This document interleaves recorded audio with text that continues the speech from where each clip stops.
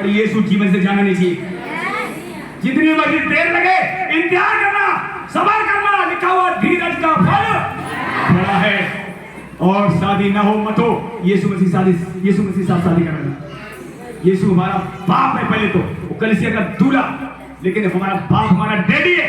ये सुनो, अगर उससे आपने रिश्ता ठीक कर लिया, आपकी आंखें पाप नहीं करेंगी, मन पाप नहीं करेगा, कान पाप नहीं करेंगे, जीवन पाप नहीं करेंगे, और जो इन अंगों पर जय पाएगा वही स्वर्ग में। ये डीपली बात है, बहुत से चैनल ये बातें नहीं बताते।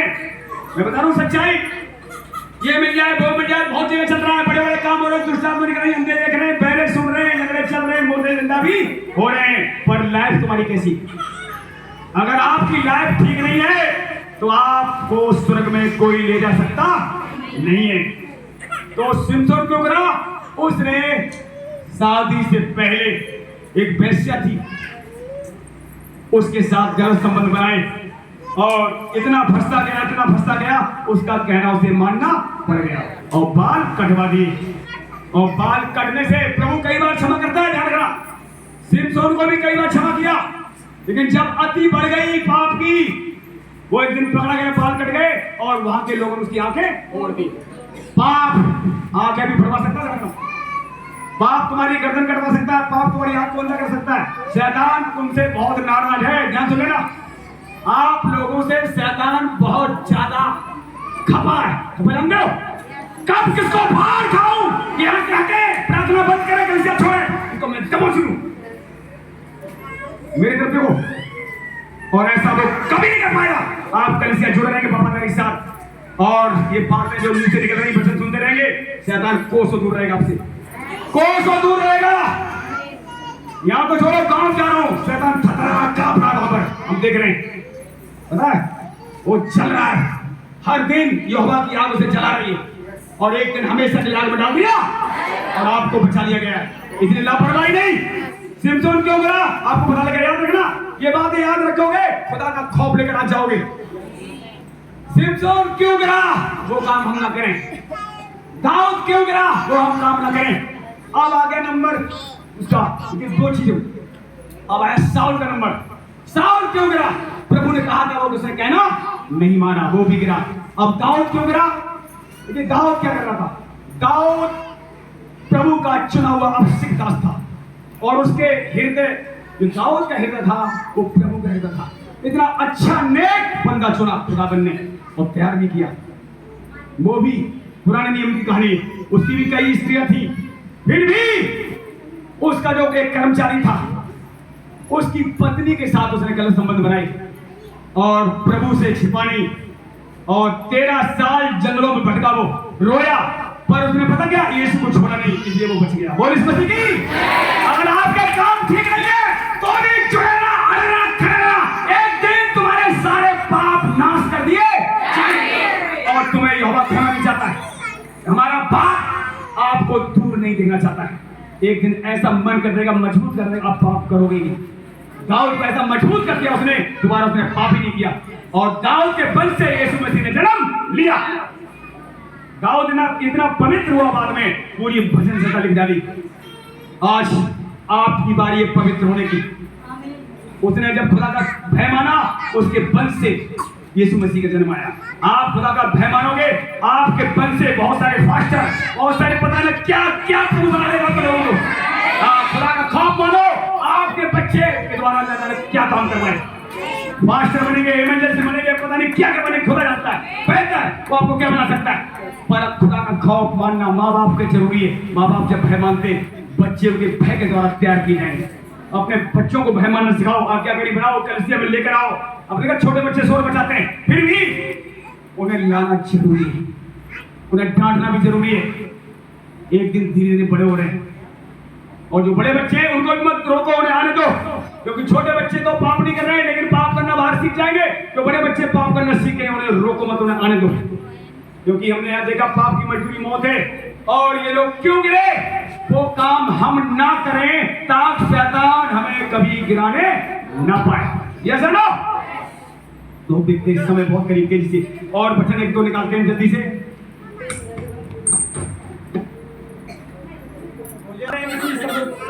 रहेंगे 9 अध्याय का 11 पढ़ेंगे।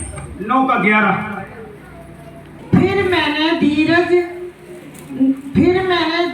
धरती पर देखा कि न तो दौड़ में बैग दौड़ने वाले और न युद्ध में शूरवीर जीते, न बुद्धिमान लोग रोटी पाते, न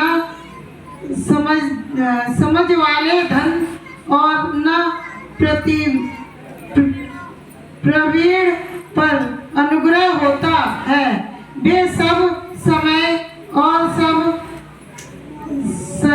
सयों के बस में है। बस देखिए आप ध्यान सुनिए। फिर मैंने धरती पर देखा कि न तो दौड़ में वेग से दौड़ने वाले और न युद्ध में शूरवीर जीतते, न बुद्धिमान लोग रोटी पाते, न समझ वाले धन और न प्रवीण पर अनुग्रह होता। वे सब समय और सहयोग के बस में। देखिए समय किसने बनाया? जब परमेश्वर हमारे साथ तो समय भी हमारे साथ साथ तो उसे चलना पड़ेगा। ये सुनो, लोग कहते हैं समय निकल जाएगा। समय पता कब निकलेगा? जब यीशु निकल जाएगा। आप घबराइए मत। आपकी शादी बच्चों कैसे होगी, कैसे नहीं होगी? यहाँ लिखा हुआ है सब समय के और सहयोग के बस में। समय उसने रखा हुआ है एक चीज का, लिखा हुआ है जन्म का समय है तो मरने का भी समय। सुन रहे हो? घात करने का समय तो चंगा करने का भी। किसी से कोई आज बैर रख रहा है, प्रेम करने का भी समय आ रहा है। जिन्होंने पहले प्रेम रखा था आज लोग बैर रख रहे हैं।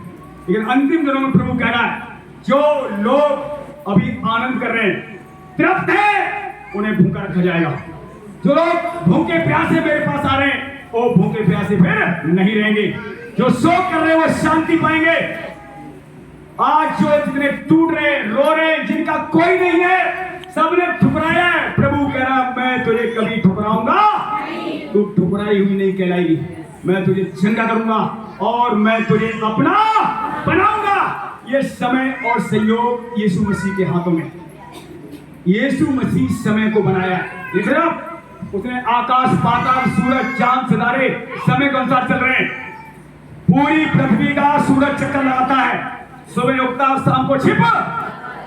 देखिए इधर देखिए, मेरी तरफ बात मत करिए थोड़ी देर बस। फिर सूरज देखिए, सूरज बड़ा तेजी से सुबह उगता है पर दिखाई देता नहीं क्योंकि वो दूर होता है। लेकिन जब दोपहर आती तो लगता है बहुत तेज धूप है। ऐसे जब नीचे आता तो लगता है धूप चली गई। ये अद्भुत काम किसके? बताइए आप। सूरज की धूप लोग आज नहीं सह पाते। तपन जब नर्क में डाला जाएगा तो क्या हाल होगा?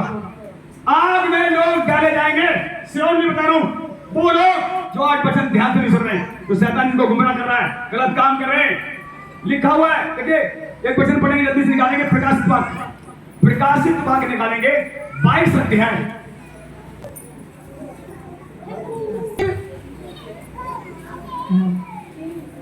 मुझसे कहा, इस पुस्तक की भविष्यवाणी की बातों को बंद मत कर, क्योंकि समय निकट है। जो अन्याय करता है वह अन्याय ही करता रहे, और जो मलिन है वह मलिन बना रहे, और जो धर्मी है वह धर्मी बना रहे, और जो पवित्र है वह पवित्र बना रहे। देखो मैं शीघ्र आने वाला हूँ, और हर एक के काम के अनुसार बदला देने के लिए प्रतिफल मेरे पास है। मैं अल्फा और मेगा, पहला और अनंत, अंतिम, अनंत, आदि और अंत है। बस देखिए प्रभु ध्यान से क्या कह रहा है, सब लोग सुन लो, पीछे वाले आगे वाले जो पढ़े लिखे नहीं है वो भी सुनकर बच सकते हैं। बाइबल पढ़ पाओ चाहे मत पढ़ पाओ, वचन सुन के आपका जीवन बदल सकता है। वचन सुनकर आपके पाप जीवन से जा सकते हैं। वचन सुनकर आप उद्धार पा सकते हैं। वचन सुनकर पवित्र आत्मा अंदर आप बढ़ा सकते हैं। ये सुनो, तो आप वचन ध्यान से सुने। आज पवित्र आत्मा की बढ़ती आप लेकर घर जाएंगे। बोल इस मसीह की ध्यान सुनिए, प्रभु क्या कह रहा है। फिर उसने मुझसे कहा, इस पुस्तक की भविष्यवाणी क्या कर, बातों को बंद मत कर, क्योंकि प्रभु कह रहा है समय निकट है। जो अन्याय करता है वो अन्याय ही करता रहे। लेकिन सुनिए, जो आज अपनी लाइफ को ठीक नहीं कर रहा है, प्रभु कह रहा है कोई बात नहीं, अन्याय अपनी लाइफ को ठीक नहीं कर रहा है तो गलत रखना, कोई बात नहीं। जिनकी लाइफ ठीक नहीं है, गड़बड़ है, उसके लिए भी प्रभु के पास इनाम है, वो लेकर आ रहा है। जो पवित्र है वो पवित्र बना रहा है, जो मलिन है मलिन बना रहा है, जो धर्मी है वो धर्मी बना रहा है। सबके लिए यीशु मसीह अपने हाथों में इनाम लेकर आ रहे हैं। अंत में वो कहता है मैं अल्फा ओमेगा हूं, अंतिम और आद और अंत में ही शुरुआत यीशु है। अब देखा, जमीन जब बेडोल पड़ी थी, जमीन को कुछ भी नहीं था, पेड़ पौधे भी नहीं थे, क्या हो रहा था? हाँ, परमेश्वर आत्मा मंडरा रहा था। और आदि में शुरुआत हुई कहां से? वचन से। परमेश्वर ने कहा उजियारा, क्या बोला मुझे? वचन। और वचन शुरुआत है और वचन ही अंत है। और वचन कौन है? यीशु मसीह। मेरे प्रिय, इसलिए आपको घबराने की जरूरत नहीं। जितने लोग वचन ध्यान सुन रहे हैं, शैतान आपसे घबराने जा रहा है। इस वचन से बचाओ और वचन से बात करो। शैतान से तुम्हारे सामने खड़ा हो सकता है, क्या बीमारी, क्या बुखार, क्या डायबिटीज, कोई भी रोग के लो, वचन को द्वारा जब बोलोगे उससे भागना पड़ेगा। शैतान भी जाएगी, बीमारी भी जाएंगे और शैतान के काम नष्ट किए जाएंगे। इसलिए ध्यान से सुनो, वचन क्या कह रहा है? वचन कह रहा है धन्य है वे जो अपने वस्त्र को धो, क्योंकि उन्हें जीवन के वृक्ष के पास आने का कर मिलेगा। जितने लोग हर दिन धो रहे, साफ कर रहे हैं अपने मनों को, हृदय को, अंग अंग को, बुराई को अपने जीवन से हटा रहे हैं, तैयार हो रहे हैं, चाहे दुख है चाहे तकलीफ है, मैं फिर कह रहा हूं आपकी लाइफ में कोई गड़बड़ी है, अगर हर दिन आप धो रहे हैं, साफ हो रहे हैं, तो प्रभु कह रहा आप धन्य हो रहे हैं। आपको जीवन के वृक्ष के पास जाने का अधिकार दिया जाएगा। और जीवन का वृक्ष कौन है?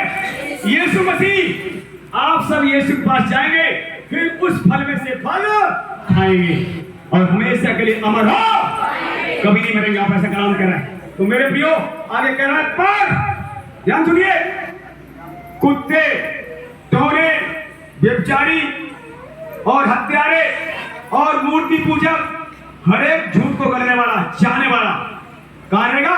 बाहर। आप देख सकते हैं अपनी लाइफ में, देखें ये चीजें आपकी लाइफ में तो कोई नहीं है। झूठ, अगर आप झूठ बोल रहे हैं, झूठ को हटाएं। जब आप वचन में नजर आएगा, हाँ की हाँ करेंगे, ना की ना। ऐसा कोई बिजनेस नहीं है। लोग कहते हैं बिजनेस के लिए झूठ बोलना पड़ रहा है।